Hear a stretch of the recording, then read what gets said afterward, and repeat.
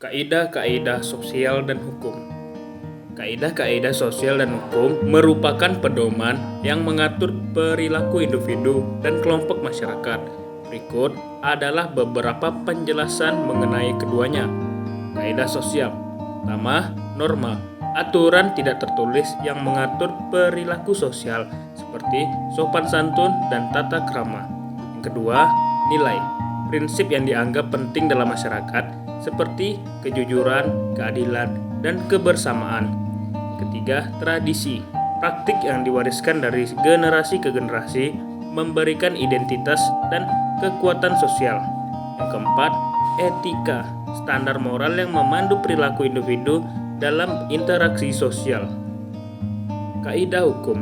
Yang pertama, peraturan perundang-undangan. Aturan yang ditetapkan oleh lembaga berwenang seperti undang-undang, peraturan daerah, dan keputusan hakim. Kedua, sanksi. Hukuman atau konsekuensi yang diterapkan jika kaidah hukum dilanggar, baik berupa denda, penjara, atau tindak lainnya. Yang ketiga, prinsip keadilan.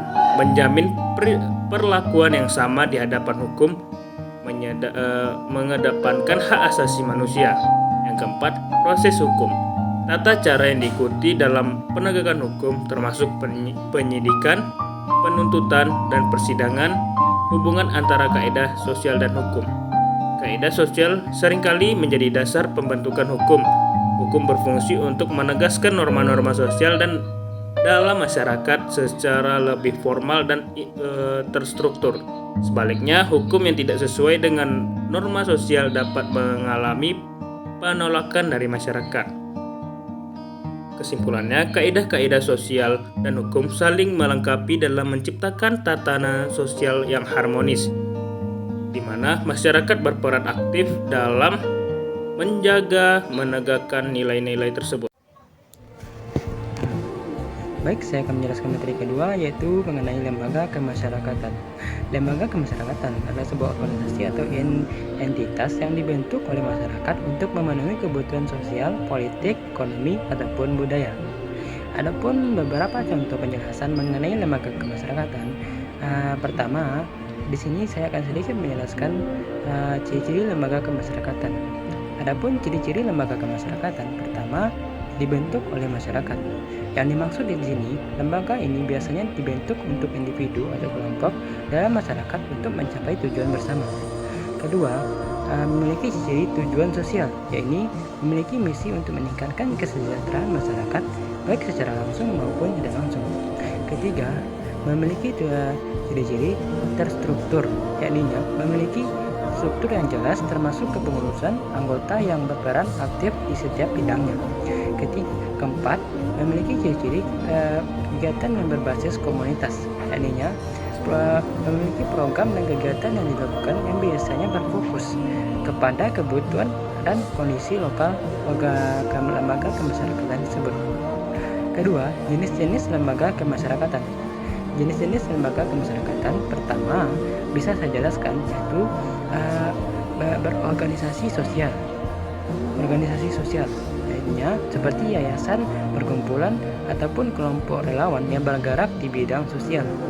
Kedua, lembaga pendidikan, yakni seperti sekolah, universitas, ataupun lembaga pelatihan yang memberikan pendidikan serta keterampilan. Ketiga, memiliki jenis sebagai lembaga ekonomi, yakni seperti koperasi dan organisasi usaha yang membantu anggotanya dalam bidang ekonomi.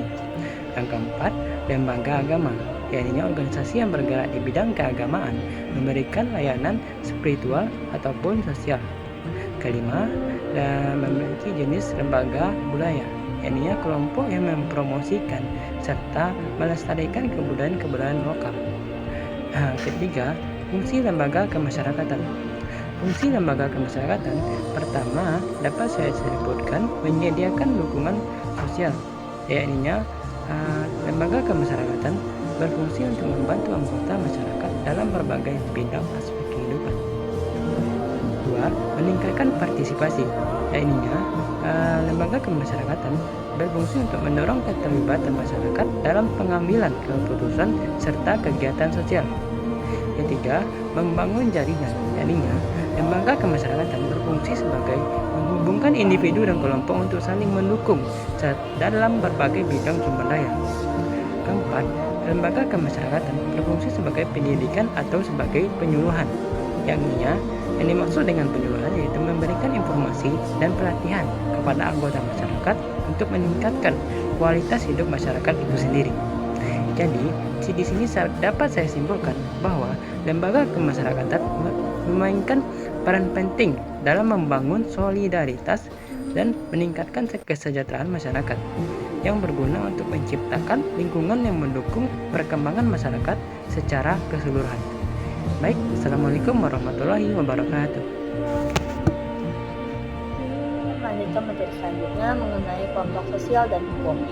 Kelompok sosial dan hukum memiliki hubungan yang erat dalam membentuk struktur dan dinamika masyarakat. Berikut adalah penjelasannya. Yang pertama, kelompok sosial. Definisinya, kelompok sosial adalah sekelompok individu yang berinteraksi secara teratur dan berbagi norma, nilai, dan identitas yang sama. Jenis-jenis kelompok sosial yang pertama, kelompok primer, yaitu hubungan yang dekat dan intim seperti keluarga dan teman dekat. Yang kedua, kelompok sekunder, yaitu hubungan yang lebih formal dan kurang emosional seperti organisasi atau komunitas. Yang ketiga, kelompok formal, yaitu memiliki aturan dan struktur yang jelas seperti lembaga pemerintah atau organisasi. Yang keempat, kelompok informal, yaitu tidak memiliki struktur formal seperti kelompok hobi atau komunitas online. Selanjutnya, hukum. Definisi hukum adalah sistem peraturan yang ditetapkan oleh lembaga berwenang untuk mengatur perilaku individu dan kelompok dalam masyarakat. Fungsi dari hukum yang pertama, menjaga ketertiban, yaitu mencegah terjadinya konflik dan kekacauan dalam masyarakat. Yang kedua, melindungi hak, menjamin perlindungan hak asasi individu dan kelompok. Yang ketiga, menyelesaikan sengketa, menyediakan mekanisme untuk menyelesaikan konflik dan sengketa. Yang keempat, mendorong keadilan, menegakkan prinsip keadilan dalam tindakan dan keputusan. Hubungan antara kelompok sosial dan hukum. Yang pertama, pembentukan hukum. Kelompok sosial dapat mempengaruhi perbuatan hukum melalui advokasi dan partisipasi dalam proses politik. Yang kedua, penegakan hukum. Hukum seringkali diimplementasikan oleh kelompok sosial seperti kepolisian dan badan peradilan. Yang ketiga, norma dan hukum. Banyak peraturan hukum yang berasal dari norma-norma sosial yang diakui oleh masyarakat. Yang keempat, dampak hukum. Hukum dapat mempengaruhi dinamika kelompok sosial seperti hak-hak kelompok minoritas atau perlindungan bagi komunitas tertentu. Dan kesimpulannya adalah kelompok sosial dan hukum saling mempengaruhi dalam menciptakan tatanan sosial. Kelompok sosial berperan dalam pembentukan dan penerapan hukum. Baiklah, saya akan menjelaskan materi selanjutnya yaitu kekuasaan dan hukum. Kekuasaan dan hukum adalah dua konsep yang saling terkait dan berperan penting dalam struktur dan fungsi masyarakat. Berikut adalah penjelasan mengenai keduanya. Pertama, kekuasaan. Kekuasaan adalah kemampuan individu atau kelompok untuk mempengaruhi atau mengendalikan tindakan orang lain. Jenis-jenis kekuasaan yaitu pertama, kekuasaan politik berasal dari posisi dalam struktur pemerintahan seperti legislator atau eksekutif. Dua, kekuasaan ekonomi terkait dengan kontrol atas sumber daya ekonomi seperti pemilik perusahaan atau investor. Tiga, kekuasaan sosial didasarkan pada status atau pengaruh sosial seperti tokoh masyarakat atau pemimpin komunitas. 4. Kekuasaan hukum berasal dari kemampuan untuk menciptakan, menegakkan, dan menafsirkan hukum. Yang kedua, hukum. Hukum adalah kumpulan peraturan yang ditetapkan oleh lembaga berwenang untuk mengatur perilaku individu dan kelompok dalam masyarakat. Fungsi hukum yaitu yang pertama, menjaga ketertiban, mencegah pelanggaran dan kekacauan dalam masyarakat. 2. Melindungi hak, menjamin hak asal individu dan kelompok. 3. Menyelesaikan sengketa, memberikan proses penyelesaian konflik dan sengketa. 4. Mendorong keadilan, menegakkan prinsip keadilan sosial dan hukum. Hubungan antara kekuasaan dan hukum. Yang pertama, pembuatan hukum. Kekuasaan politik berperan dalam proses legislasi di mana hukum dibuat dan disahkan. 2. Penegakan hukum. Kekuasaan hukum diperlukan untuk menegakkan hukum dan memastikan kepatuhan masyarakat. 3. Kekuasaan dan keadilan. Hukum seharusnya mencerminkan keadilan, tetapi seringkali bisa dipengaruhi oleh kekuasaan yang ada, berpotensi menghasilkan ketidakadilan. 4. Pengawasan kekuasaan. Hukum juga berfungsi sebagai pengawasan kekuasaan, mencegah penyalahgunaan dan pelanggaran hak oleh pihak yang berkuasa. Kesimpulannya ialah kekuasaan dan hukum saling berinteraksi dalam membentuk tatanan sosial.